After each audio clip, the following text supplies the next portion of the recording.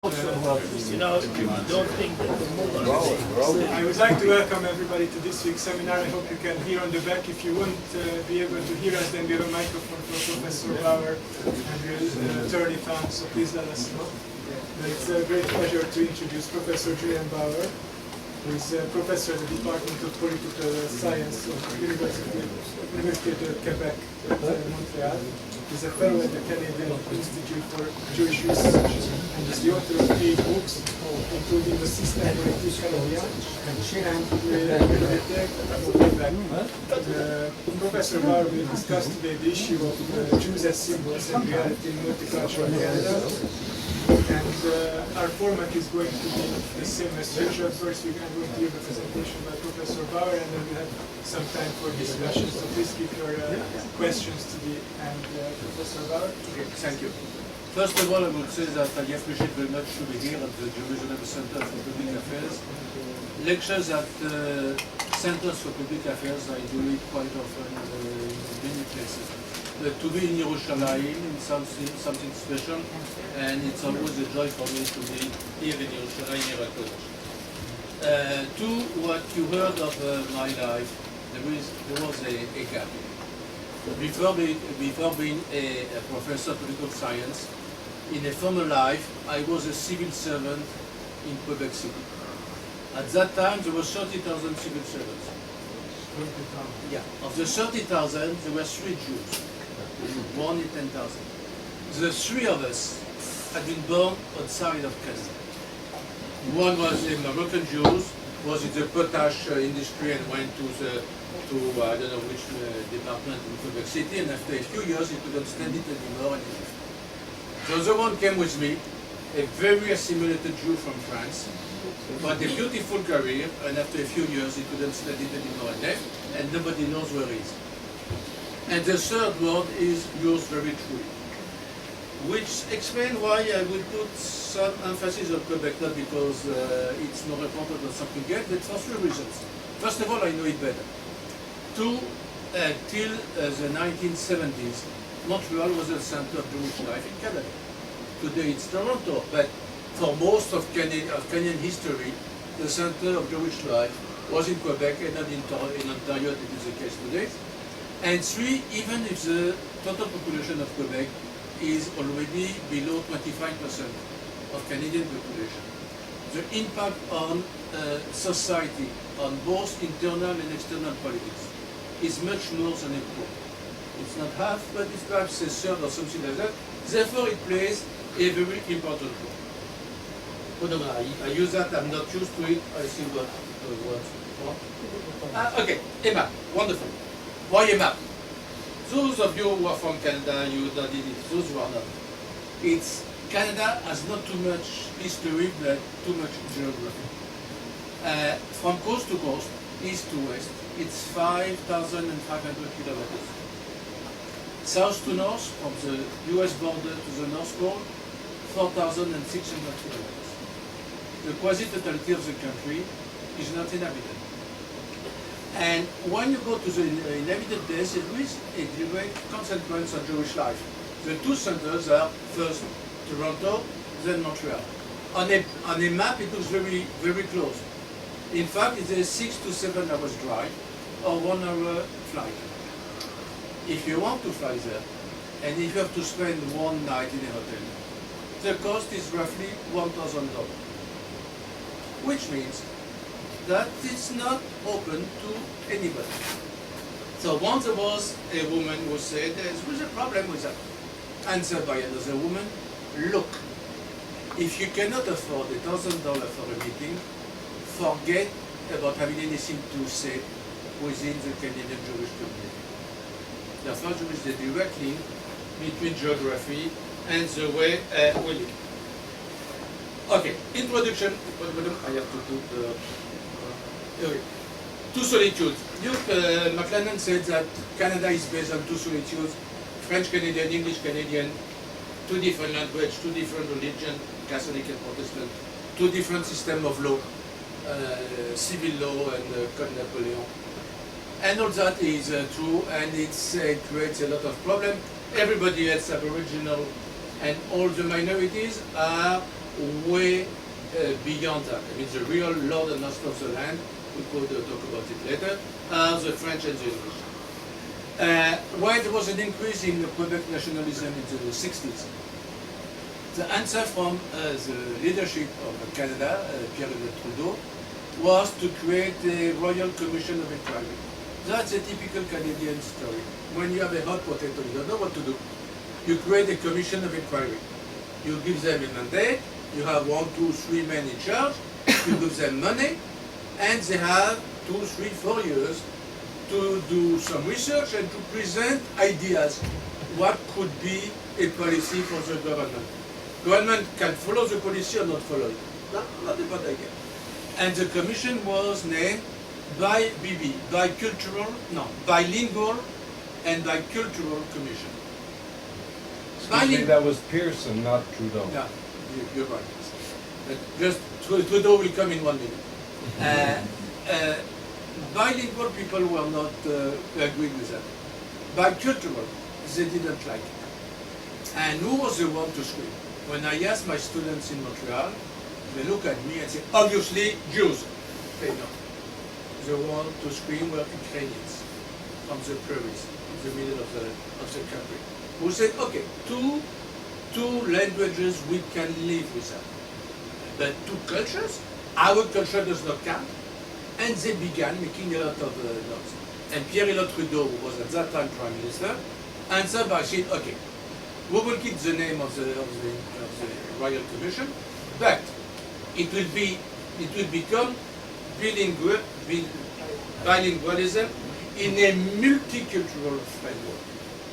And he made a big speech about multiculturalism. Then multiculturalism was the object of 2 different laws, and there was the creation of a department for multicultural affairs. What does that mean basically? It means that every single Canadian citizen is supposed to be definited. Is both a Canadian and something else. French, English, Aboriginal, Jewish, Italian, Greek, Sri Lankan, what have you. Therefore, everybody is supposed to be both a Canadian citizen like everybody else, it's a democracy, and a member of a specific subgroup. And one of the specific subgroups, obviously, are the Jewish ones. Jews are in Canada for quite a long time. It's different with many other minorities because they were there from not the very beginning, but from close to the very beginning. The very beginning, New France was not Jews, but there was an official, the law from France was neither Jew nor Protestant could live in New France. But when the British overtook New France, Jews came with it, but till the last quarter of the 19th century, Jews in Canada were more individuals and families and very small communities than a minority, a substantial group. Why? Because there were very few of them. So when you wanted to marry your son or your daughter, you would ship him or her to New York to find a mate. It's only from 1880 that there was a mass immigration of Jews in Canada. So from 1880 till more or less the First World War, about 100,000 Jews got in Canada. It continued slowly till the Depression. From the Depression till after the Second World War, the doors were totally closed, including during the Second World War. There is a famous word, none is too many, meaning that even one Jew during the war will be too much. And the doors were open again to immigration after the war. Not in 45, as has been asked by the British government, who asked Canada to open its door to Jews. Why? To release the pressure on illegal immigration to then Palestine. And the answer from Ottawa was no way. They decided to open their doors only in 48, because at that time there was a state of Israel, therefore they were not expected too many Jews to come there. Which was a mistake, because from 48 till the early 60s, you had something like another 100,000 Jews who came in. And the last waves were Jews from Morocco in the 70s, from the former Soviet Union, And today you have from Israelis, Yordim, from Argentina, and from France. Okay. These Jews were living mostly in Montreal till 1970. At that time, for a variety of reasons, the center of gravity passed to Toronto. One reason was the whole center of gravity for economic reasons went from Quebec to Ontario. Nothing to do with Jews. The other one was that something like 40,000 Jews left Montreal because of Quebec nationalism. And the vast majority of them moved to Toronto. The result today is that you have in Canada something like 350,000 Jews. About half of them living in Toronto, less than a quarter of them living in Montreal, a few in medium communities such as Ottawa, Winnipeg, Vancouver, and the balance dispersed all over the place, and nothing to call home about. Okay. How are these Jews perceived? Okay. Anglo, wealthy capitalists. Anglo, that's a typical Quebec problem. Jews speak English, therefore they are on the other side. Everywhere else in Canada, nobody cares about the fact that Jews speak English because that's the language of everybody else. Wealthy and capitalist, that's a basic view that the quasi-totality of Canadians have of Jews. And it's based on some reality. If you take the census, on a regular basis, it shows that Jews are among the highest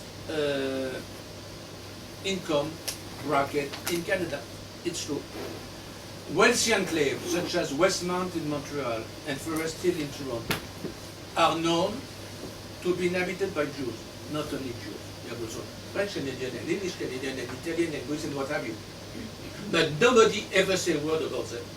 What we know, when I say we, it's we Canadians, is that Jews live there. Therefore, you want a typical Westmount man, you pick up a Jew. You want a typical Forest Hill family, you take a Jewish one. Three, you have Jews whose name is famous. Regular, wealthy Canadians are not too well known by public opinion. Jews are well known.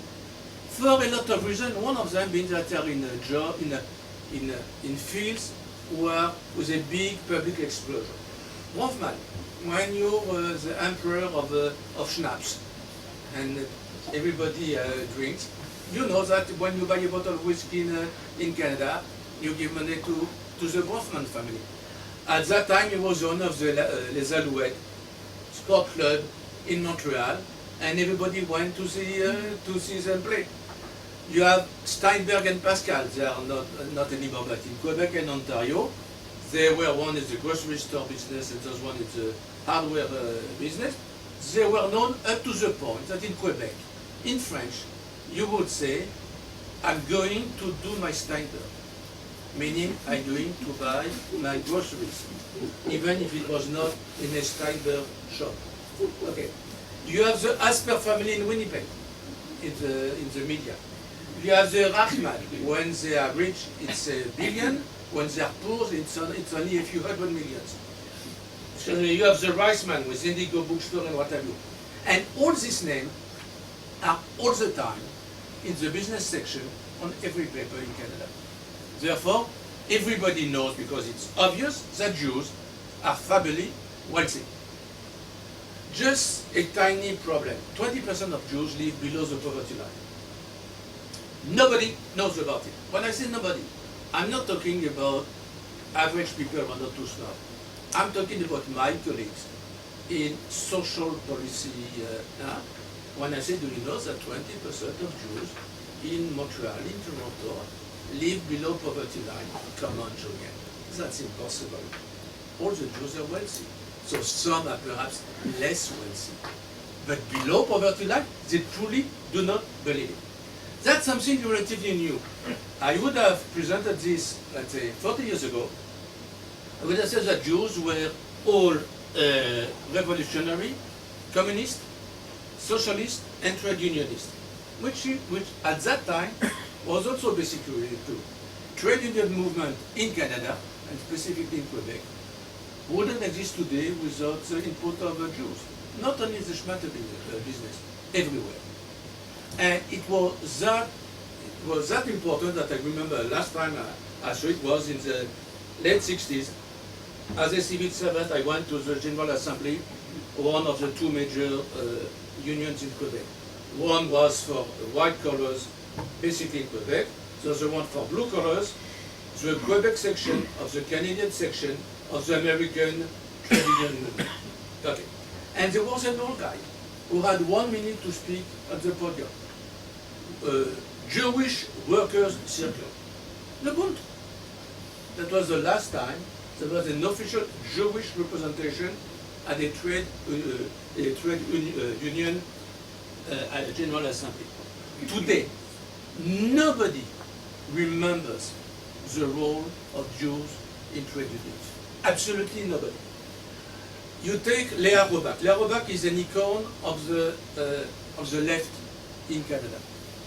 She, her parents came from Poland. Father was a kind of Buddhist, very on good terms with he was a peddler, was on good terms with a Catholic priest because they could talk about religion and politics and philosophy and what have you. Wonderful. She became a communist. Worked for the Force International. Was what was called, what we call today, an agitator. She was a communist and a trade unionist. And there is a lot of institution with her name. Once again, the quasi-totality of leftists today knows that Léa Robach was from Eastern Europe, that she was Jewish. Hardly anybody knows about it. Communist. There, it's true that there was one and only one member of parliament, communist, in the whole of in the whole history of Canada. Fred Rose, formerly Rosenberg. He was elected in 43 and then in 45. He was the first and the last communist to be elected in a majority Jewish workers district. So at that time, the 40s, the enemy was Stalin. The Jews were considered as working for Stalin. Worse, Fred Rose made a little mistake. He truly did work for Stalin, and he spied for the Soviet Union. Therefore, he was condemned, and he deserved it. But he was condemned as the maximum penalty. When he was released, he left. I'm not sure if he was told to leave or he decided to leave, but the result that he went back to Poland, where he died in the 60s. So it was true that Jews were prominent in the Communist Party. Today, the name Rose does not ring a bell for anybody. I'm not talking about average people. I'm talking about people who are on the very left, who are ideologically ultra-leftist, Fred Rose, and if they know the name, they don't know he was a Jew, and anyway, Rose is not a Jewish name. If it was Rosenberg or Rabinovich, could be, but Rose, okay. So what the only trace of leftist ideology linked with Jews that you have today are the ones who use their Jewish name in order to attack Israel. Example, Naomi Klein. So people know she's Jewish. Why? Because she always begins by saying, as a Jew, I condemn Israel. But anybody else is totally forgotten. Last example is Morgenthaler. Morgenthaler, a Holocaust survivor, was in camps. Came to Canada after the war, became a doctor, and is the Pope of abortion. He has been at the forefront of the pro-abortion movement since the late 50s, non-stop. The majority of Canadians are for abortion. The large majority of Quebecers are for abortion. And they know that Morgenthaler played a significant role, and because of his name, they know that he was born in Europe. But there is no Jewish connection.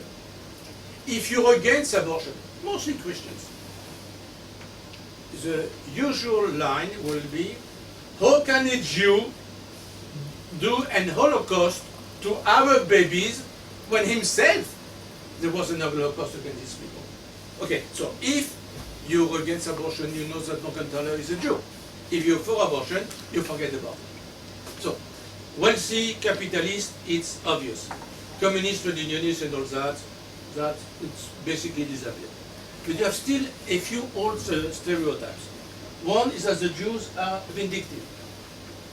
Canada has been a haven for Nazi war criminals. A lot of them came after the war, protected by all the governments, specifically by the liberal governments. And when Jews want to say people to be put in front of in front of tribunals, once again the quasi-totality of people, I'm not talking about the French people, do not understand. Look, they're in their 80s, not in their 90s. Let them alone. Even if they were as bad as you say, it's such a long time ago that who cares? So you're so vindictive, eye for eye, tooth for tooth. So you want to punish them for what allegedly they have done 60 years ago. It makes no sense. And once again, I'm not talking about average Canadian who don't understand too much. I'm talking also about the elite. The quasi-totality of politicians do not understand why Jews are pushing so much to punish the Nazi war criminals.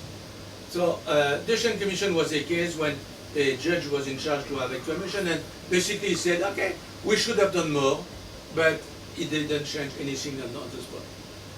Zundel and Forisson I want to quote because that's an amazing thing.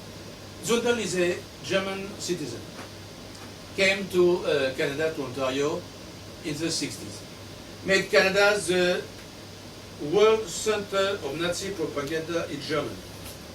What he couldn't publish in Germany, he published in Canada and schlepped it to Germany. Plus a few things in English and French and what have you. He has been in front of tribunals I don't know how many times.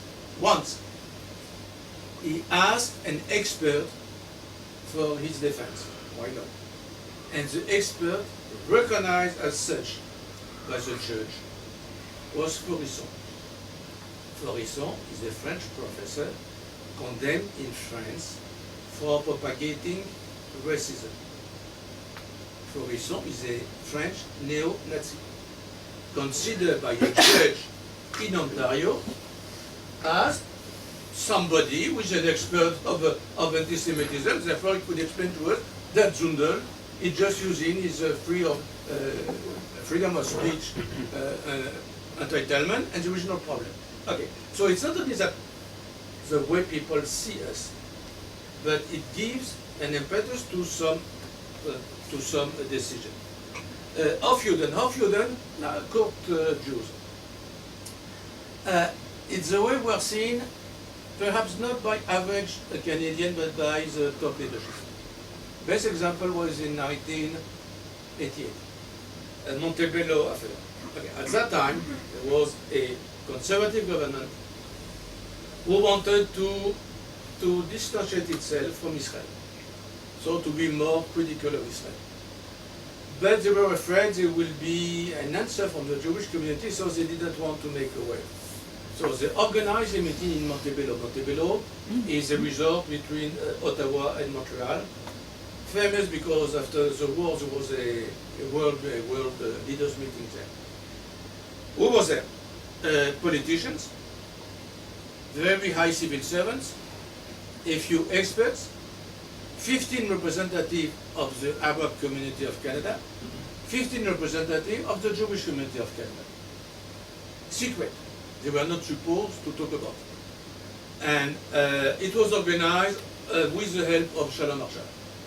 So the idea was to criticize Israel, to put the onus on Israel, and to have Jews agreeing with it. Few people learn about it, so we decided to say we disagree. So there was an appeal signed by a few professors, a few rabbis, a few judges, a few activists in the Jewish community, a few women, I mean a few people from all over Canada, from Halifax to Victoria.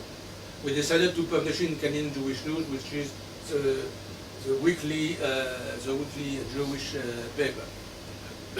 They told us that they would check every name to be sure it was a real signatory. They never do it. And we have to pay in advance. They never do it. And people were mad.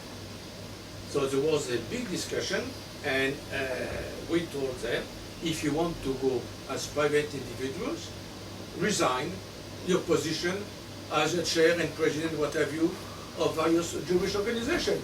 You cannot go there in our back to put pressure on Israel. And in one case, the woman who was the first woman to chair Canadian Jewish Congress, like asked by a woman I know quite well because she's my dear wife, who I asked, but why did you go to Montebello in the back of the Jewish community? Answer, Sarah, when the Prime Minister called you, you go. When the Prime Minister called you, you go. Okay. Eventually, the second meeting never happened, and it was the end of the Montebello process. But the whole idea shows how the leadership was ready to accept anything coming from the government. 3, perennial author. If you want to make a cartoon of Jews, you do have a problem. Either you put them with a top hat and a big cigar, but it looks like communist propaganda. So it does not work well. Or with a big nose and a Magen David, but it looks like Nazi propaganda, it's not nice. So you put them in a Hasidic garb. Streimel, beard, big beard and everything. And it comes all the time. So if you want, there is a problem with education in Quebec, and the Minister of Education, Madame Courchaine, which is a nice chic sir, you call her in the press, Rabbi Courchaine, just to show she's not like this. And when you have somebody is Parisot, was a former premier of Quebec. When he lost the referendum, he said publicly, we lost because of money and ethnics. And everybody understood it meant Jews. Eventually, he resigned, and today the guy is very young, and he had a problem, so he went to have an operation in the Jewish General Hospital. Therefore, there is a caricature when, I just have a few, when he looked like a patient with a Streimel and beard. Yeah. I mean that. Okay, so basically, we are both vindictive, which is not nice. We are court Jews, and we are the perennial authors. Now, what is the answer from the Jewish community? There is, first of all, what I would call an exquisite sense of ill timing. We are truly a knack not to do what should be done. First of all, yeah. Jewish community as a model for minorities. Everybody says it, and it's true. And myself, in my book, Minorities in Quebec, I say, because Jews came in Canada a long time ago and are very well organized, they are being taken as a model by people who came later on to have the same kind of educational and social institution, minority institution, and because there was a number of people 75 years and more are twice as numerous within the Jewish community than they are within the global community. What we do to help them not to go to institutions, so to stay home, to have meal on wheels and this kind of stuff, is being analyzed by the Minister of Social Affairs to do the same for the global community. Therefore, it's true that we are model for the people.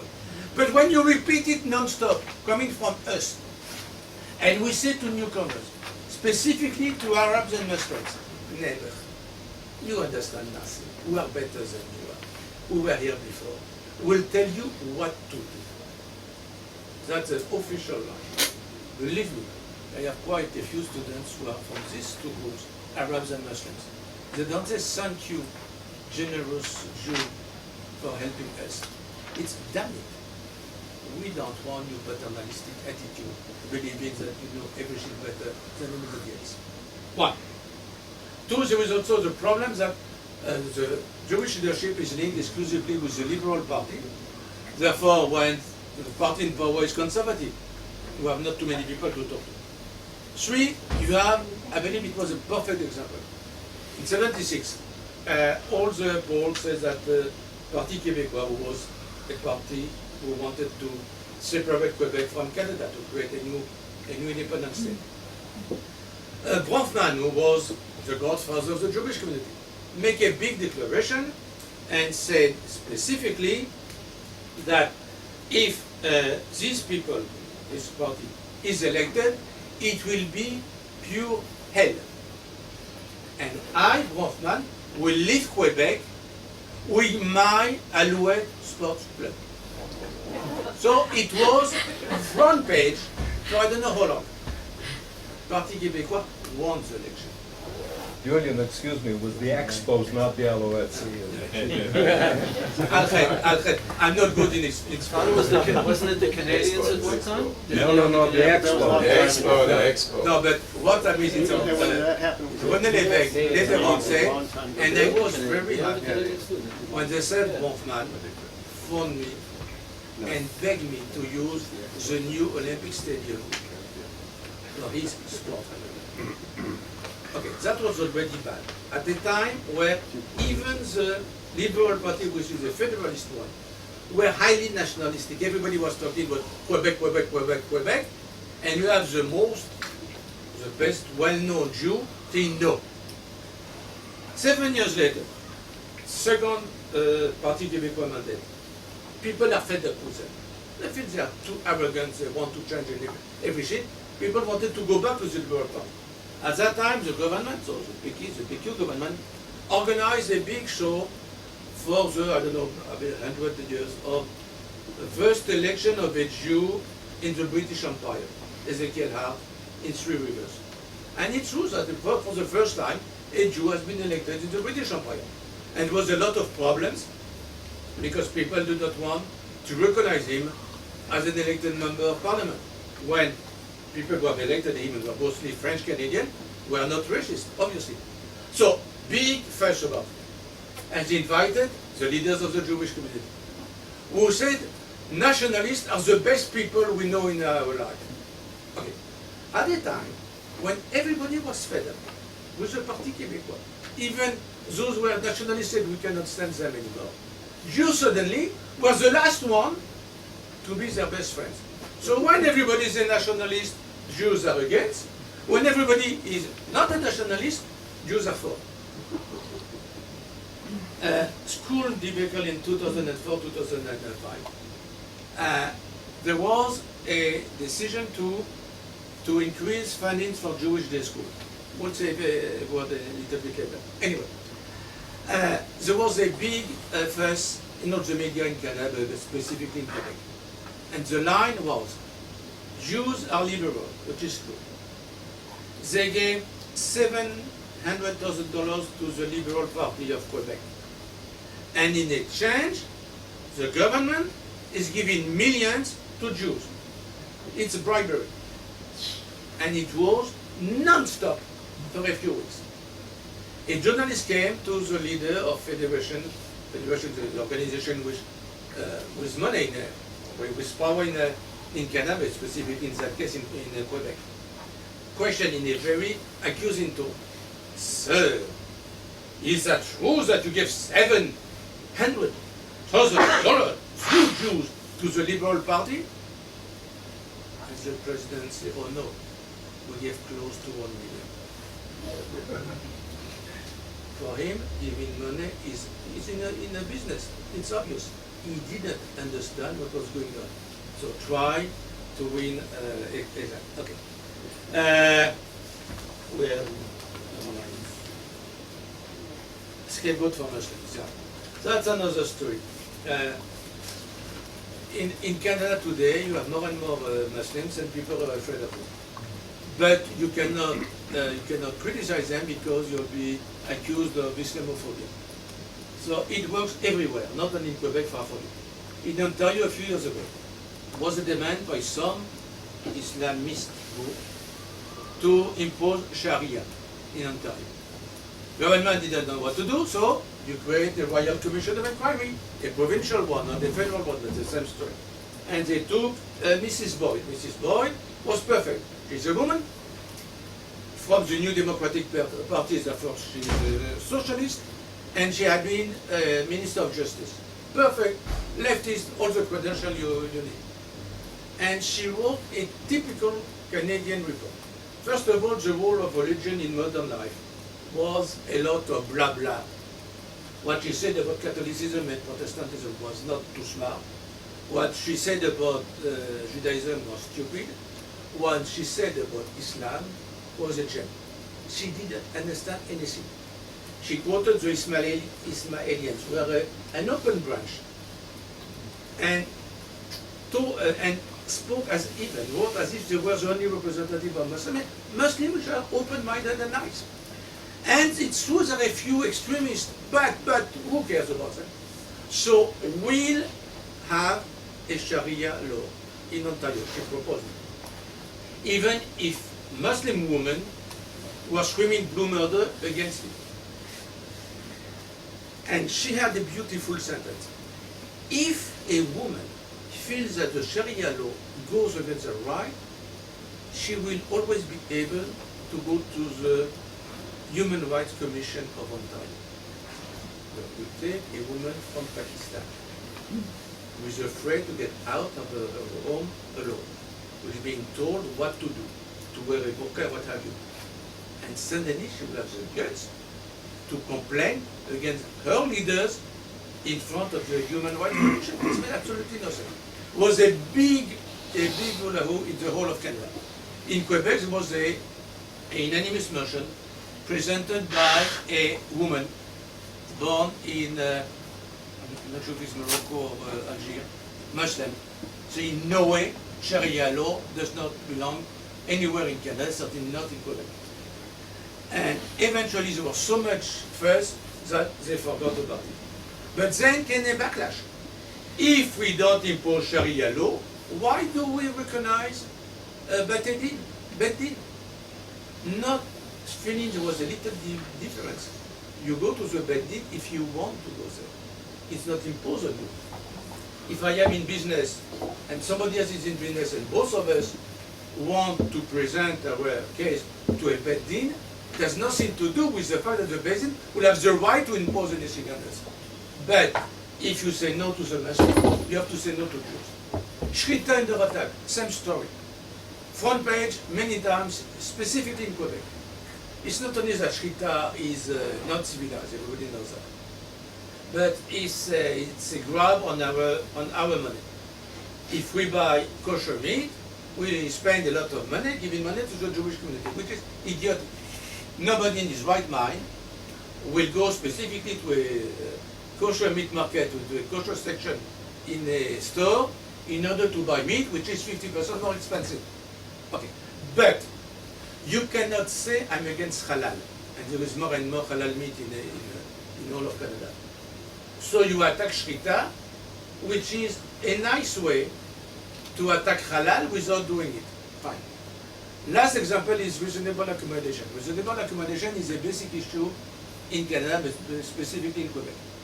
It's at the beginning was the judicial concept. If somebody has a problem where he's working, he could ask for reasonable accommodation. Example was not to work on Saturday. I say Saturday, didn't say Shabbat. If you have three people working in a company, one of them say I don't want to work on Saturday, it's not reasonable to impose to the two others to work every Saturday. If you have 200 people working and one asks not to work on Saturday, it's easy to do it without being unreasonable. No, not stupid. The quasi-totality of people believe that the only people who are asking this kind of reasonable accommodation are Jews, even for Shabbat. You have more Adventists of the seventh day asking for reasonable accommodation than Jews. People who are asking for reasonable accommodation are basically Christians, Jehovah's Witnesses and people like that. Jews and Muslims are way back behind. But in the mind of people, Jews and Muslims are the first one. You cannot say Muslims because Islamophobia, but you can say Jews because anti-Semitism is okay. Therefore, what is the problem? Reasonable accommodation is a Jewish problem, when in fact it is not. Next one. Inadequacy to promote an effective public opinion campaign for specific Jewish interests. Problem is that for geographic reasons, problems are mainly on a provincial basis. So basically two big communities, Toronto and Montreal. To have a Canadian Jewish answer is very difficult to organize. So what we have today is something called Canadian Council for Israel and Jewish Advocacy. Few people, self-appointed, Montreal, Toronto, Winnipeg, Vancouver. All of them make in 1 week what I hope all of us make in 1 year. So filthy rich, the wealthy Jewish capitalists. They have no relationship with grassroots Jews, and they believe they know everything. And there is no way they can answer the kind of problem we are having. There was something called Canada-Israel Committee, created a long time ago by the neighbors, Canadian Zionist Federation, Canadian Jewish Congress, and Federation, you know, the money part of it. Plus a select group of academics. They were not part of it. They were not among the founders. Anyway, at that time, when you will go to a board meeting, there was about 40 people. Then from 14 it went to 12. So I was a representative for neighborhood at that time. And there was an exquisite sense of not understanding anything. Example, you want to attract papers on our side. So they wanted to pay a trip to Israel to a journalist from Le Devoir, which is a paper who pretends to play the role of Le Monde in Paris, New York Times, and so on and so forth. It's not totally true, but okay. And everybody believed it was a wonderful idea. I believe it's a crazy idea, because the papers have always been against Israel from the very beginning. In 48, because it was a communist bloc. In 56, because it was a British Empire bloc. In 67, because it's a US bloc. So they're always against Israel. So why do you want to invite somebody who will attack us anyway? Answer, which is the same kind of answer you got when you criticize the Oslo agreement. You make peace with your enemy. Say no. They're against it by principle. We are wasting our time. So invite either somebody who is friendly or somebody who is borderline to attract it. They decided to invite her. Wonderful. And they got an answer. We are the beacon of freedom of press in Canada. And don't try to buy us, you Zionist plot against freedom of press. Okay. That's what you have when you have 12 people deciding to do something. When you have 6 or 7 for the whole of Canada, you can imagine what the success is. How are these people appointed? Self-appointed. Self-appointed. Self-appointed. A dollar a vote. But it goes even further. They do not understand, none of them, how the political system works in Canada. And it's where the fact that I used to be a civil servant plays a role. They see them as leaders of the Jewish community. And they meet leaders of Canada. So you meet a minister. And, if you can meet the prime minister, behind closed door, and you believe that you will settle the problem. It is not true. A lot of influence are being played by the top civil servants. And why? First of all, the majority of ministers are in post for no more than 2 or 3 years. Very seldom more than that. Most of them don't know the files. Therefore, they have to rely on the civil servants who are there at least for 5-6 years in the same post, and very often for life in the same department. So the problem you have in that case is that except if the minister is very strong willing, knows very well his stuff, which is usually is not the case, he will let the civil servants decide for him. But because we don't have any kind of relationship with the civil service, there is no way we can win. And when you try, I try to tell people, you know what? Why don't you have leaders of the Jewish community, the self-appointed one, discussing with ministers and the one who are being paid to be in the Jewish community, the director, the secretary, people whose job is to work within the Jewish community, have relationship with civil servants. Answer, it will be a waste of time.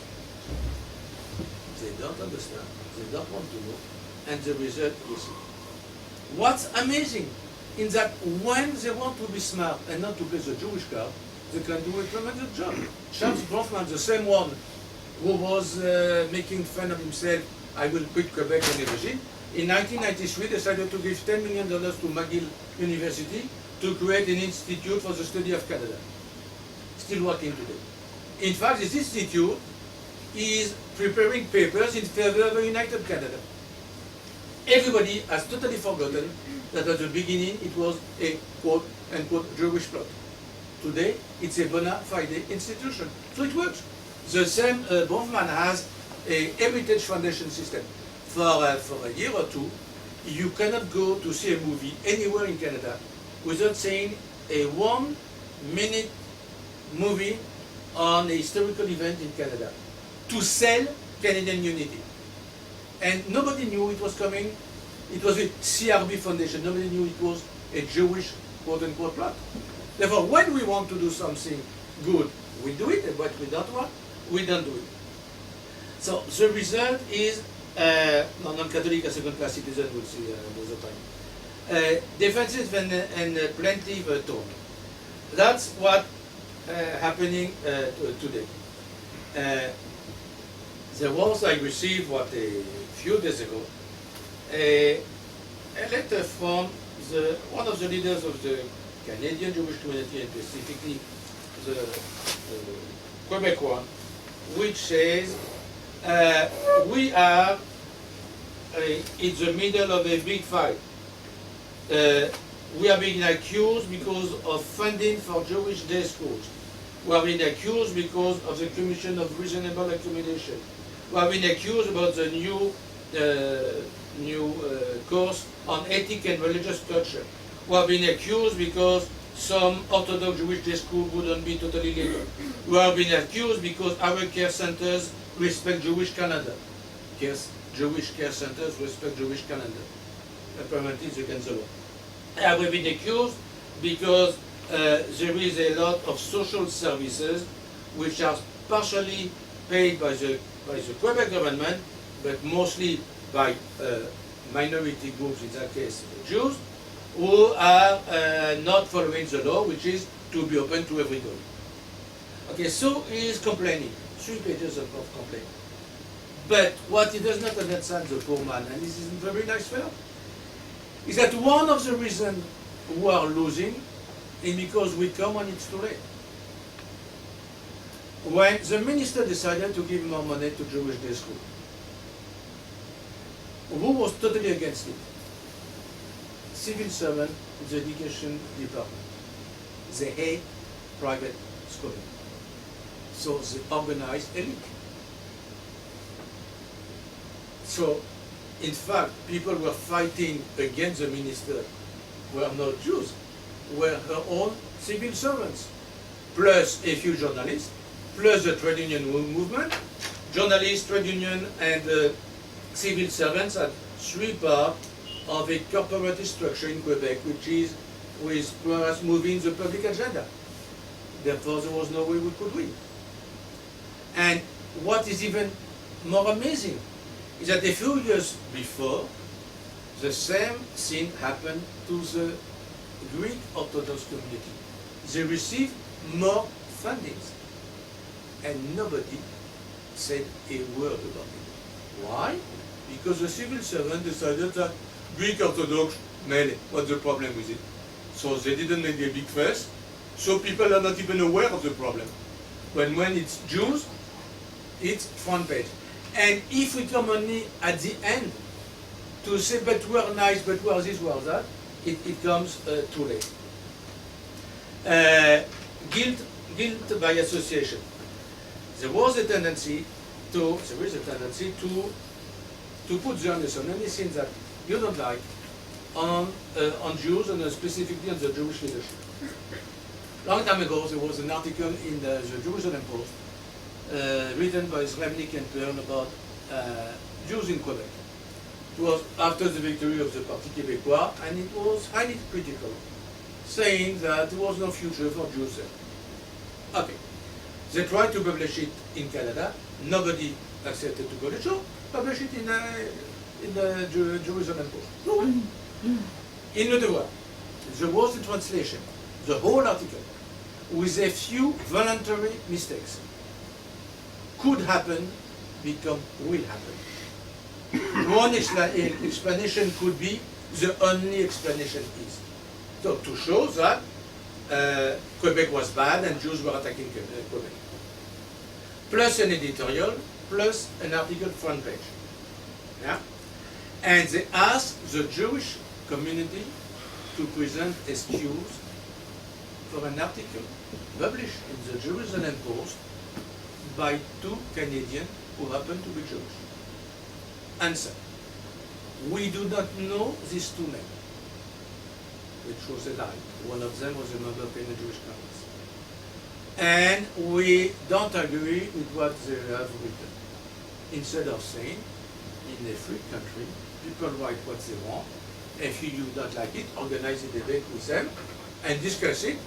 They don't represent us, but they are not against it. We are not guilty because they did something. Mordechai Richler, well known, wrote in the New Yorker in '92 an article ridiculing the Quebec language laws, and it makes fun of them. So once again, Le Devoir asked for Richler to be condemned by the tribunal for writing something against the values of Quebec. And once again, Jews were asked to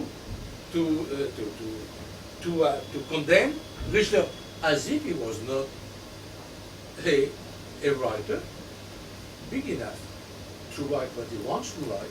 You agree? Yeah. We don't agree? No. But we are not guilty for it. And Israel is the same thing. If Israel does something that you don't like, you automatically accuse the leadership of the Jewish community. Why did you let Israel go into Gaza? As far as I know, there was no phone call from Olmert at that time asking the leaders of the Canadian Jewish community, may I go to Gaza, please? But the mere fact that you have this kind of stuff in the air makes no sense. Next one. So I said we have a surprising reservoir of friends, and we have a tendency to forget about it. The first one, which I find amazing, is FAST, Fighting Anti-Semitism to Gaza. It's an organization who was built in 2005. It's a who's who of the economic and financial non-Jewish elite in Canada. All the big banks, Royal Bank of Canada, Toronto Dominion, Scotiabank, insurance companies, Sun Life, Manulife, IBM, Imperial Oil, you name it, you have it, they're all there. And it's not a kind of wishy-washy anti-racist thing. It's specifically anti-Semitism thing. And they said it's against the interest and the philosophy of Canada to let anti-Semitism grow in Canada. It's amazing. It's a case when we have friends. And we don't hear about them too much, including in the Jewish media. Two, regional media. National media usually are not exactly in favor of Israel and of the Jewish community. Talking about CBC, Canadian Broadcasting Corporation in Toronto, and Radio Canada the same in Montreal. And some papers of Globe and Mail and the like are not exactly the best, our best friends. But, once again, there's the same story. We have a tendency to believe that everything should be centralized, which is not what is right. That if one of the Jewish advocacy group phone the president of Canadian Gross Cattle Corporation, they could change something, which is totally not true. But at the regional level, it's much more open, including within Radio-Canada and CBC. How do I know that? Very simple. When I am interviewed in French in Montreal, I know that the question will be antagonistic. When it's anywhere else, in Toronto, in Vancouver, in Winnipeg, it's much more open. Why? A lot of reasons. One of them that journalists resent the fact that one of the top head are too arrogant, so they don't accept. And two, people who are closer to average citizens are not specifically anti-Israel. So they want to show they're able to do their job. So just an example, when I came here, 2 weeks later there was a Dubai affair. I had a radio interview with a small radio station. They reached 250,000 people. And they asked me, is that the Mossad who did it? And before I could say anything, and I hope it's the Mossad, said the journalist, because they're the best. I'm a Mossad fan. At least they know how to behave with this bunch of terrorists and jihadis and whatever. Okay, we have people like that, but we never try to talk to them. Why? Because we try only to have a relationship with the leaders, which is a lost cause, and not with the people below. Last example of surprising reservoir of France. When you have Israeli apartheid rule, you know what it is. That the Ontario legislation will condemn unanimously Israeli apartheid rule. I believe is something we should be aware of. I don't believe that in many countries you have a parliament who said, not a few years later, but at the time, you know what? We are against it. We are going to the end. Prominent and invisible. Prominent in economy, yes. In finance, yes. With Israel, yes. Literature, Leonard Cohen, Richard, etc. Gastronomy, that's quite surprising. Usually Jews are not known to be famous for their gastronomic endeavors. But in specifically in Montreal, the best steakhouse is Moshe Steakhouse. Okay. Everybody in Canada knows that two specific food from Quebec are smoked meat, Hebrew delicatessen, and bagel. And everybody and people know that it's Jewish. They all know it. So I don't believe you have many countries when you associate Jews with gastronomy. Prominent in a stupid way. Combined Jewish appeal suppers.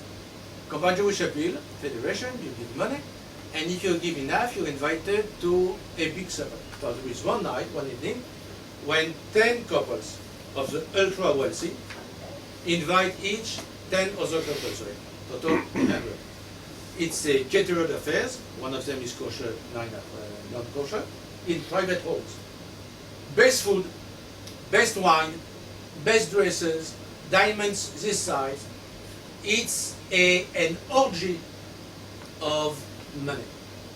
And the following day and the following week, in the social pages of every major paper in Canada, you have articles about Jews having fun, having eating the best food and drinking the best wine, and Mrs. So-and-so had a diamond this side. I mean, so if we want to present a view of Jews are wealthy capitalists, we are doing it in a fantastic way. Centraide. Centraide is a non-denominational body which is trying to raise funds to help poor people in around Montreal. The biggest funders are Jews. A few years ago, Centraide decided to give some money to, I believe it was Meals on Wheels. So meals that you bring to people who cannot get out of their home. Okay. And it was condemned everywhere. How can we give money to the wealthy Jews? 20% below poverty line, never heard about it. Therefore, why should we give money to them? So, and I know people, we decided, obviously, not to give money to Centraide anymore, because they were in the pay of the Jewish millionaires. Okay. I will conclude that, I will keep it for the question. Yom HaShoah. Yom HaShoah is a beauty.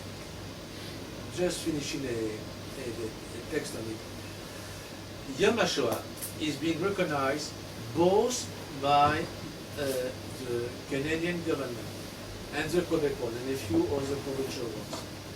There is a law called Law about Commemoration of Holocaust Day, comma, Yom HaShoah. So with the word Shoah in French and in English. Okay. The date is Nisan 27, according to the Jewish calendar. So you cannot ask for more. Yom HaShoah with the Hebrew with the Jewish date, and it passed unanimously both in Ottawa, in Quebec City, and a few other places.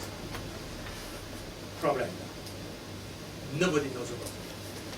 There is absolutely nothing in the media on Yom HaShoah. And I made a non-scientific survey of my colleagues. They are not the smartest, but at least it's our colleagues.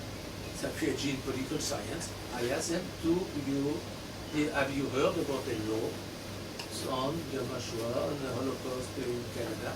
Not one of them has ever heard about it.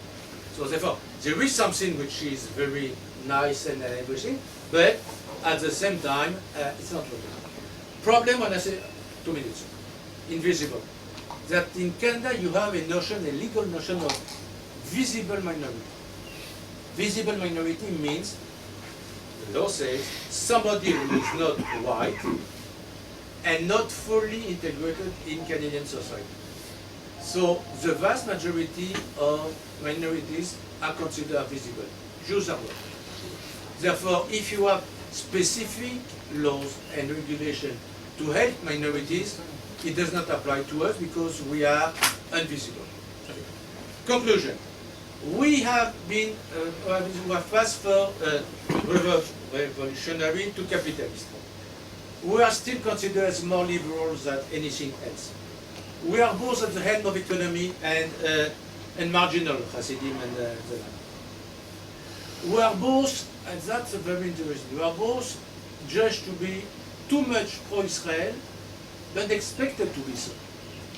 Now, let me give you an example, because I believe it's splendid.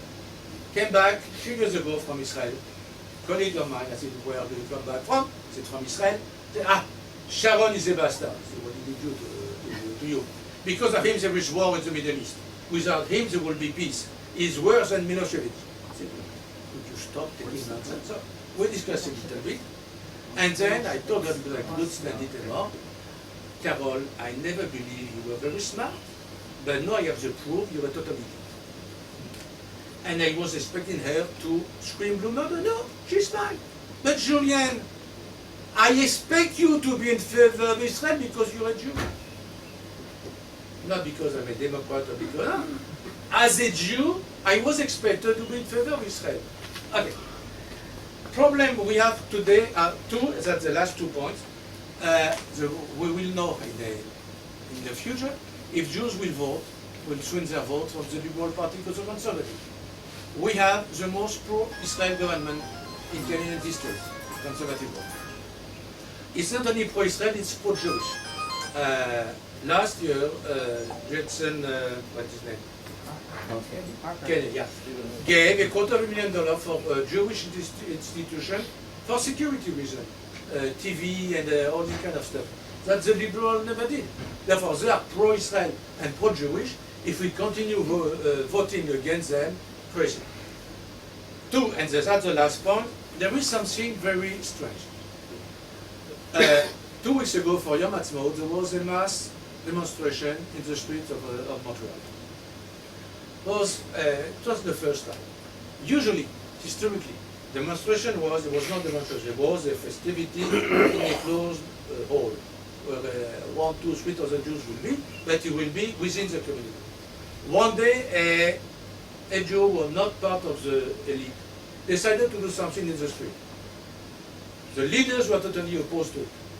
But he continued doing it, and he had a whole lot of volunteers with him, including my dear and esteemed wife. Okay. Then they saw that people were interested in it. So at the last moment, the leaders joined. And they were expecting a maximum of 5,000 people. There were 20,000. The biggest Jewish demonstration in Canadian history. Okay. Last 2 weeks ago, there was a demonstration was about 13,000, which is not too bad. Now, the image of Jews for the opinion makers, if you don't know, you as the leaders of the Jewish community are seen as bland. Today, they are being attacked on 3 corners. One is the extreme anti-Israel Jewish leftist.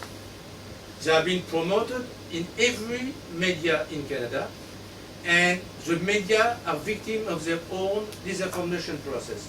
They truly believe that this group, which is a tiny one, is a huge minority which has been oppressed by the leaders of the Jewish community. It's not true, but that's the way people see that. 2, they see that one of the problems with Jews are dealing with Jews who are visible, even in legalism. Hasidic, Streimel, Piot, and all that. Jewish day school in Toronto, Hasidic school in Montreal. And when the representative of the Jewish community is a clean-shaven man who cannot answer anything about Jewish education because he does not know, who cannot answer anything about anything Jewish, journalists see there is a problem, they are not sure what problem there is, but there is a problem. 3, you have the media have no idea of the infighting within the community for Yom Ha'atzmaut, should you read in public or not. But what they see is a more active group within the Jewish community marching into the street with an Israeli flag. Never happened before.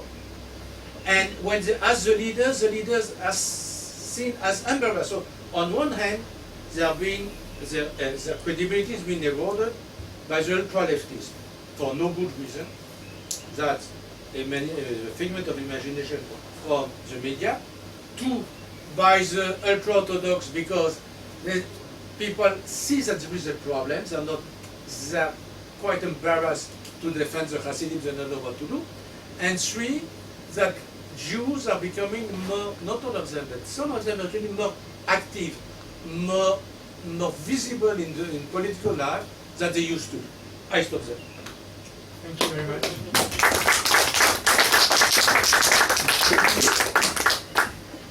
We have around 20 minutes left for please. So why did you put Erwin Cutler's name up on the thing and then not talk about him? I mean, you're for or against him? Okay, why? Erwin Cutler is a case in itself. You can put anybody in that district. You could put a piece of wood. If he's a liberal, he will be elected. It's a Jewish district which has always voted liberal. Cutler will be a conservative, he will get 95% of the vote. Independent, he will get 80%. Liberal, today there is a problem. On one hand, he's our son, he's the son of the community. We are very proud of Cutler, that we know that he went to school with my children, not mine, obviously. But all this kind of stuff. But, if Cutler is elected, and if there is a liberal government, most probably the Minister of Defense or the Minister of Foreign Affairs of a liberal government will be Denis Coderre. Denis Coderre is a liberal who was the defense critic, the defense shadow minister for the Liberal Party, who in August 2006, during the Lebanese War, marched into the street of Montreal behind Hezbollah flags, not Canadian, Hezbollah. And they were screaming from time to time, Itabach al Yahud, slaughter the Jews. Didn't hear it, didn't speak Arabic, obviously. So you have somebody who could become, if the liberals win, responsible either for defense or for foreign affairs, who march under a Hezbollah flag. So the question is, should we vote Kotler because he's one of us and we love him? Or should we say, whoa, just a moment. If we vote for him and the election is very close, like in England, and every seat will count, the net result could be a liberal government with strictly anti-Israeli people in major post of the major decision-making post. Question? Eitan, Yeah, I just speak up. some of these examples that you just mentioned about the Liberal Party and some anti-Israel sentiment. I didn't hear. So, I mean, you mentioned examples of representatives from the Liberal Party demonstrating, uninterest in Israel and even particular support for terrorist organizations such as Hezbollah. But meanwhile, the Liberal Party is the largest Jewish representation out of any party in Canada, more so than the Conservatives. Secondly, even leader Michael Ignatieff has started to sway his support towards Israel. And I think these examples are overwhelmed by some of the pro-Israel, new pro-Israel support from the Liberal Party. I will answer that I'm not sure that Ignatieff is becoming Sorry. a friend of Israel. My understanding is that Ignatieff does not care too much and will say whatever needs to be said in order to... Now, about Jews being overwhelming... Ignatieff is not his father's son. His father was something else. Maybe you elaborate on that. No, Jews being overwhelming liberals. Obviously, a lot of liberals are Jews because Jews want to be there. But when you hear, that's it, when you hear Jews telling you the conservatives are against us, first of all, it's not true. But two, the only party in Toronto as a candidate who was never both Jewish and black, that's a lot, Jewish and black, and doing a keep on top of it, was a conservative party in Toronto. Therefore, to say that the Conservative Party is against Jews, it's not true. The fact is that Jews are behaving in Canada the same way Jews are behaving in the US. In the US, you vote Democrat, whatever the problem, whatever the candidate. In Canada, you vote Liberal, whatever the problem is the candidate. The problem is that it's a little bit difficult. When you see the way the Conservative government is treating Jews, not to say at least thank you. Just give you an example. Last year for Yom HaShoah, we went, my wife and I, to Ottawa for Yom HaShoah celebration, commemoration. Everybody was there. All the Minnesota, everything. And it was in front of more than 50 ambassadors. So it was an official Canadian government event. A lot of flags, obviously. Prominently in front of everything, an Israeli flag. Wow. Two, Chazan sang El Melech HaChamim, and this kind of stuff. And then, au Canada, which is normal, the national anthem, and Hatikva. So when I told people, don't you find amazing that in a country, the official government of the country would recognize the Israeli flag as normal on Yom HaShoah, and sing Hatikva, answer, we do it in our shul. I say, you don't understand. To do something in a shul is something. To do it in front of 50 ambassadors. There is a message there. If Jews do not understand the message, they are the only one not to understand it. I believe only anti-Semites believe that all Jews are smart. Yeah, I have a question questions, if you don't mind.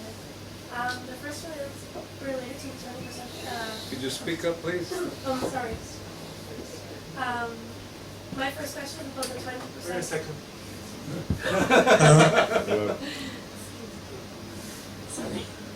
My first question is about the 20% of the Jewish community that lives under the poverty line. A few years ago, they actually said it was 25. I lived in Montreal for a few years, and I was very shocked to hear this.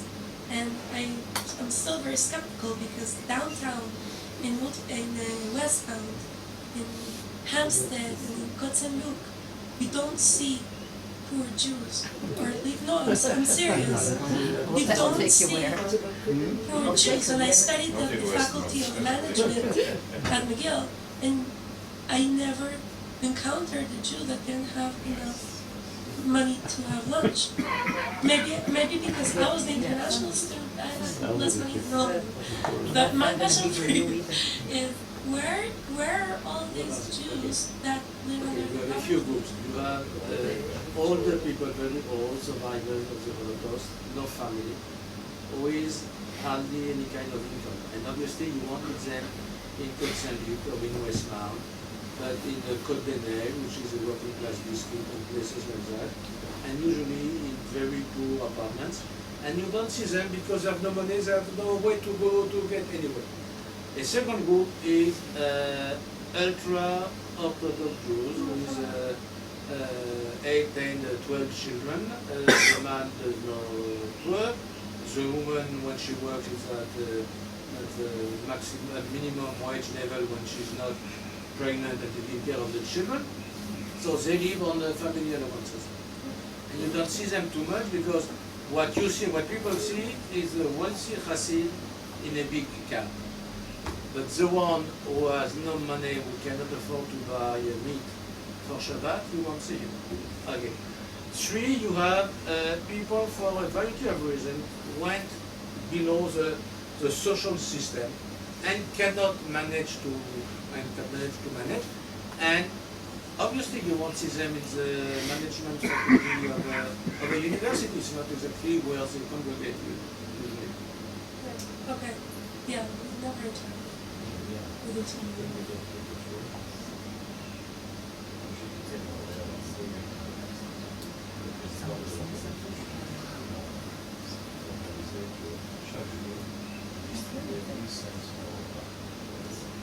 was a point made by Sorry, I didn't hear the question. which is that every day in the Jewish community of Montreal they distribute 1,500 free meals. Free meals means that people who cannot afford to eat every day. So, but it's true that you don't see people like that. And on top of it, you see even less of them because the lowest of the lowest in the non-Jewish community, you could see them begging in the streets. Jews don't do it. Therefore, even there you don't see them. They are totally out of the picture.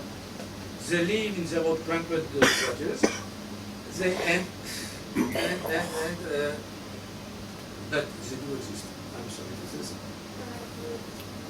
My second question is related to, okay, in Hillel Montreal, we call the same format as Federation. Please excuse me if any of you were or are in Federation in Montreal. The approach that they use for Israel especially is the shared values approach. And the point of this, the point of this approach, I don't know if you've heard of it, is... Okay. You're very nice to give me an opportunity to see what was the shared values society. Do you think it works? Okay. I don't think so. The leaders of the Canada, Israel, and Jewish advocacy have decided in their wisdom not to fight for Jewish rights. Never said that we both Israel and the diaspora who are being attacked by Arab and Muslim terrorists. Don't talk about violence, don't talk about bombs, don't talk about all that. So the only way to promote Israel is to tell Canadians we share the same values, Canadian values, Israeli values are the same, therefore we should be friends. Okay, first of all, to manage to defend Israel without talking about terrorism, how can you explain the war in Gaza? How can you explain the war in Lebanon? If there is no terrorism, you never talk about it, why are we fighting them? But on top of it, there is something they did. I mean, these leaders had a video, a beauty, on shared values. And one of the major focus, but what is the major value which is shared both by Canadians and by Israelis? Try to imagine. Democracy, forget about it. Liberalism, forget about it. Homosexual rights. That is a common bond between Canadians and Israelis. So, yeah, it was essay. It's true that here homosexual can do whatever they want. My point is not a moral one, or an anarchic one, that's not my job. It's strictly a political one. The fact is that in most Arab countries and society, if you're an homosexual, you are in trouble. And a lot of trouble. Nevertheless, if homosexuals in Canada have an opinion on the Middle East, it's always against Israel. Therefore, these people who have been oppressed in Muslim Arab regimes and protected in Israel are for the Arabs against the Jews. Try to understand. But it's not all. It's not obvious that everybody in Canada is in love with homosexuality. So, once again, what do we have to win by pretending that I am a good Jewish Zionist Canadian because I am in favor of gay rights? So you can use Kotler in that case. Kotler was the one, as Minister of Justice, to push for gay rights and gay wedding. That's also part of the story. And if it would have been done by anybody else, the Jewish community would have screamed blue murder. But because with one of our sons, and he's a liberal on top of it, there was a Nash still don't say a word. So, shared values, forget about it. Nobody cares about it. And this kind of video was shown only to Jews who were laughing. And it was not shown to any guy. And a guy will see that. We laugh also. I should be in favor of Israel because you don't kill homosexuals in Israel. It's idiotic. It's idiotic. Ask. Okay, we are almost running out of time. We have 1, 2, and after Gerson, but 3 more comments. Yeah. Okay, your Toda Rozan, Julien, was very interesting, and I appreciate the fact you cannot cover everything, but I think something has to be borne in mind in a historical perspective, and that is the building of the Jewish community per se. You go back to the original days, where you mentioned, of course, Ezekiel Hart, but the establishment itself within Canada was a monolithic one. You didn't have the division in Canada that you had in the States with the American Jewish Committee on one side, the American Jewish Congress on the other, and the American Council for Judaism. You had a monolithic organization that, in the initial stages of the Canadian Jewish Congress, included the communists. Now, specifically, what was important, of course, was the Social Democrats, the Democratic Socialists, who ensured in the formation of the Congress in 1919 and again in 1932 that there would be a domination of the Politzin, the Labor Zionists, the Jewish Socialists. This was an important element, especially in the third party, the CCF, during its early years, which was very, very pro-Zionist. They immediately adopted the Biltmore program of 1942, those of you will recall, into the Constitution per se. Now, the CCF at the time was very pro-Israel. There's been a change in the formation of the New Democratic Party, which is the successor to the CCF. And in that particular context, you've had elements of merging of anti-Zionism, anti-Israel to a degree, although the struggle goes on with the Jewish members. But I think it has to be understood that that party whether we like it or not, is a major force in Canadian politics, and not only the Liberal Conservatives, because most people think within this line. As a matter of fact, what you mentioned in the epilogue of my book now is the fact that I think you've touched upon it, of the friendliness of the Conservative government. If I may, just for a moment, you have the Conservatives under Robert Laird Borden during the First World War, supported the Balfour Declaration, Prime Minister Borden and then Prime Minister Mahan. You had in April of 1934, the Prime Minister R.B. Bennett going on the National Radio Network in support of what was then the United Palestine Appeal, which became, as you know, the United Jewish Appeal / the United Israel Appeal.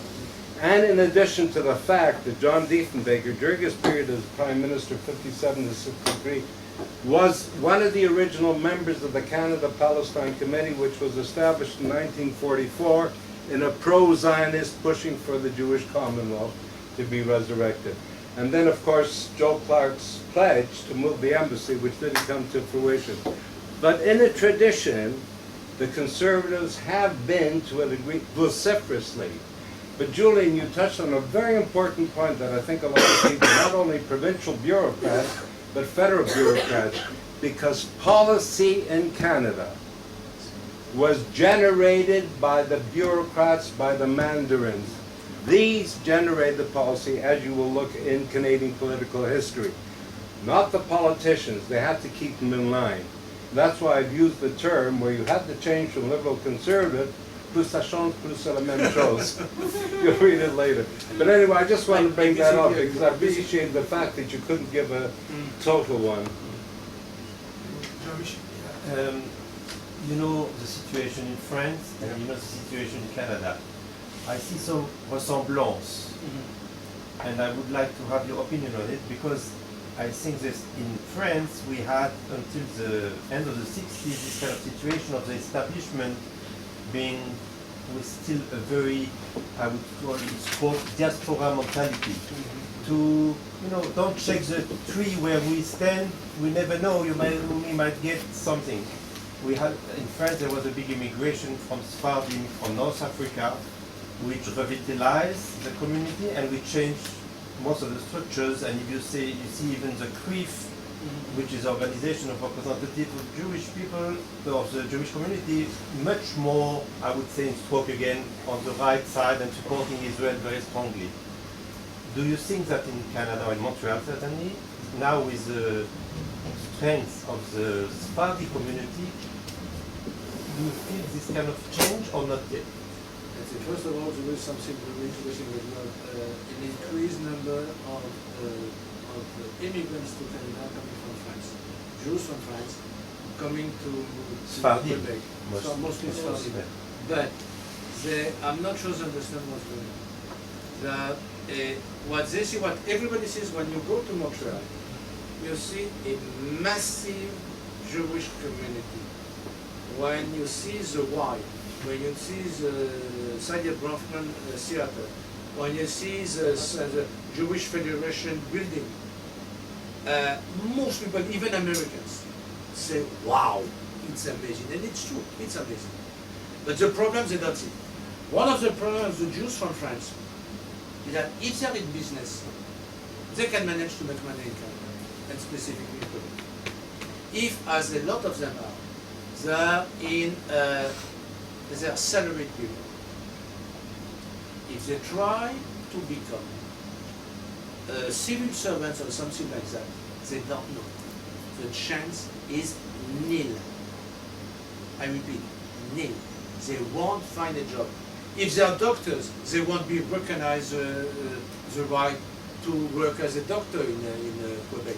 If they are nurses, they will have to wait years and years before. So therefore, they will have a lot of problems. Today, people who are active in the Jewish community, I wouldn't say it's a problem of Ashkenazism. I don't think so. I believe one part of it is on the French-English division. Yeah, but it's not true that all Sfardim speak French and all Ashkenazis speak English. The activists in French are, I would say, 2/3 Ashkenazi. but they have something that the average leader does not have. First, they speak French, and they understand it.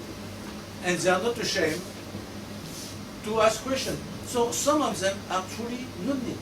I mean, yeah, I have a friend who every second or third week send a letter to the Ombudsman of Radio-Canada to complain about the way information is presented. And he works and he does a good job.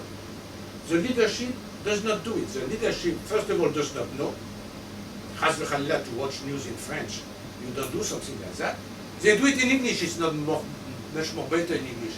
But if you have a problem, you see Mr. Rabinovich, which is the head of CBC, and you tell him, you know what, it's not nice. And he will say, I agree with you, but there is nothing he can do, and it's true. There is nothing he can do. So, the non-nick are trying to do something, Ashkenazim, Sfardim, nobody cares. And the official leadership of the community is nowhere to be seen. So, the problem is that you have you have a tiny minority, very activist, who are on their own. Sometimes it works, sometimes it does not work.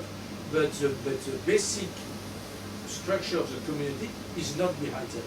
And just an example, which is one till today I'm mad at it. There is at University of Montreal, not my university, they have something called beautiful evenings, the belle soirée. So belle soirée, beautiful evenings. So it's for alumni. You pay a few dollars, and it's on a lot of topics. When they try to attract people, it's not for students, it's for adults. And it's a high class, very honorific place. So, a few years ago, 2-3 years ago, they invited 2 professors. One Jew with a kippah on, and one Arab. And it was a festival of anti-Israeli and anti-Semitism, absolutely disgusting. Okay. Students from Hillel, the Jewish Student Association, were mad. And they didn't ask me, they didn't tell me, but they sent a letter to the rector saying, we don't understand why you invite these 2 guys. The least you could do is to invite somebody to present the other perspective. And we recommend the name of Professor Bauer. Once again, without telling me. I had a phone call. Could you come to the meeting? Say, to do what? Recent events in the Middle East. I said, no way. If you want recent events in the Middle East, you are a journalist. I'm not going to your university to read the paper from yesterday. No, but you understand, sir, we are a very high-class group of people. They have a lot of knowledge, but they want to understand what's behind the news. You want to understand what's behind the news on the Israeli side? Say, yes, it's exactly what we want. In that case, I have to talk about Zionism. Okay, that was the topic. The mere idea to have hundreds of posters at University of Montreal with next topic of belle soirée will be on Zionism, and students couldn't tear it down because it was a property of the university, not made by Jewish students. So I decided to ask a few friends to come to be sure that mics wouldn't be monopolized by enemies. All the people I asked to come did come. Then I had a very smart idea. I asked Canada-Israel Committee if you could send a few people. Again, the censor said, I want to be sure there will be a... Do you know how many people were in the Auditorium. Yeah, the auditorium. You had Jews, mostly French, a few wishy-washy. Arabs were smart enough not to send their goons because they know that I answer back. So they sent beautiful girls to say disgusting things but in a nice way. Okay? And the majority of people were 50 plus people who have a degree in something from the University of Montreal and who are doctors and lawyers and engineers and what have you. Do you know how many representatives from Canada-Israel Committee? None. Why? Because it was not organized by them. If it's not organized by them, they don't care. I didn't need them to tap me in the back and say, Julien, you're marvelous. That's not the point. The point is, it could have been more difficult. Suppose that you have 50 people taking control of the mics. What do you do? But for them, if they are not in charge, they don't care. The activists who were there, my friends, were people who understand French. Obviously, it was in French. Ashkenazim, Sfardim, both. I cannot even tell you what was the percentage because I was not thinking about this term. But the problem is that you do have people who are trying to do something, but they do it on their own without the support of the organized Jewish community. And I believe that's a basic issue.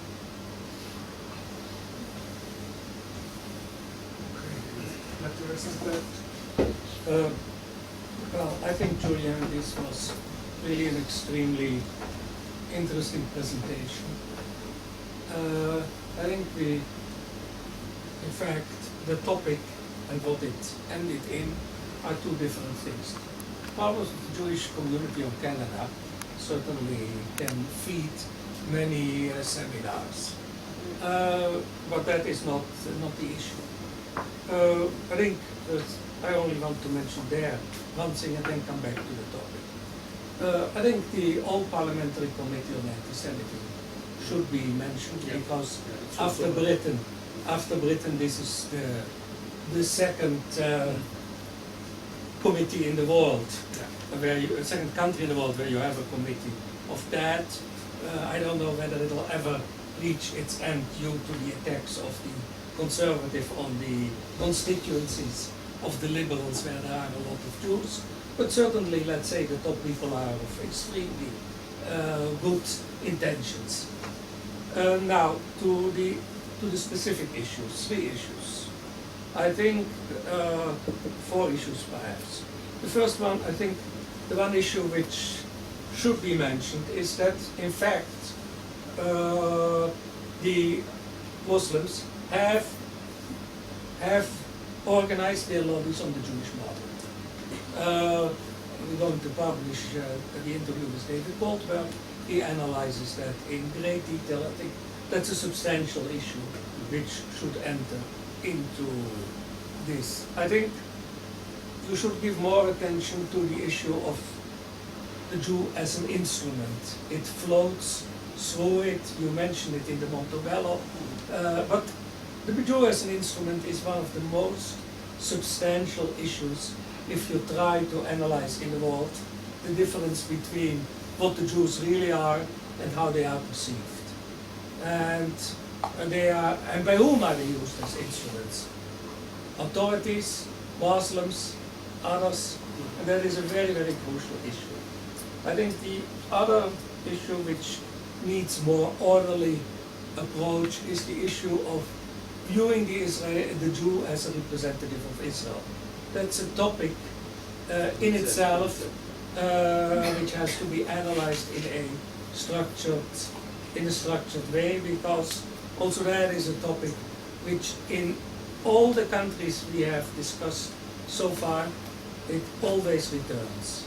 And finally, when in his book on the liberals, why Jews are liberals, Podhoretz looks at the United States, he says that the Jews have become, in fact, the witness of egalitarianism in the United States, because everything is open in the United States for the Jews, which you have clearly explained. Not everything is open for Jews in Canada. And I think in order to summarize what you said today, you have to find what the Jews are a witness of in Canadian society. If you have to summarize this presentation, which was a very, very interesting, very good, and very rich presentation, the question is, what are the Jews? This minority, what are they a witness of in this society, which is obviously not the same what they are a witness of as Podhoretz sees it in the US. And thanks a lot for having taken the trouble to present such a very, very interesting presentation. Thank you.